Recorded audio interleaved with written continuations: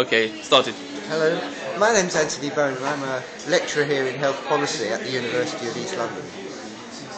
Anthony, I just wanted to ask you some questions about the future of engagement in the NHS, because we're doing some work in East London City Alliance to look at what the future of engagement is going to look like and that includes Newham, Tower Hamlets and City and Hackney.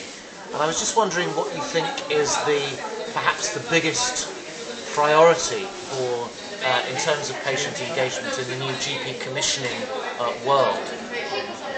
I think that a very important part of people's future health, and in a dramatic way, even the future of the health service, need to have more ownership of their own health. I think surprisingly, people have kept health at rather a distance, or perhaps delegated their own health to health professionals. And I think this has been a real problem. Perhaps people think that, well, I'll go on as I am, and then when I get unhealthy, I'll go and get a pill, or go and get a prescription, or someone will do something for me. So there hasn't really been that agenda for my.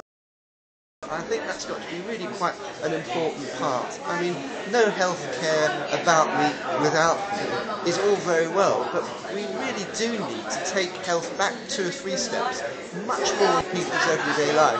They need really to have a perception of their health, almost, well, perhaps it's a bit dramatic to say almost every step, because each step that they do take, in point of fact, might be a little bit more of exercise, which might in fact be very good for their health. But joking aside, I think the real issue is that people have ownership and control and involvement with their own health. Very important. And what do you say to people who are disappointed with the quality of the health services they receive? Do you think that needs to be an important part of engagement as well, improving the quality of both primary care and hospital services? This has always been an issue. I mean, the health service was found on the basis of professionals knowing what's good for individual patients, and almost patients not actually saying anything at all, just leaving it up to the professionals when they went and saw them.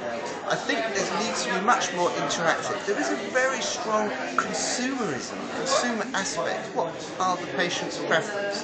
Where they want to be treated, how they want to be treated, the time they want to be treated, the convenience. This was understood, has been understood as we've gone through this century, with many more entry points into health care. We've got NHS Direct, we've got walk-in centres, treatment centres, we've got pharmacists coming on stream, we've got perhaps alternative GPs, perhaps a choice of GPs being a little bit more practically in place. So the patient as a consumer, with real choices, I think has got to be realised.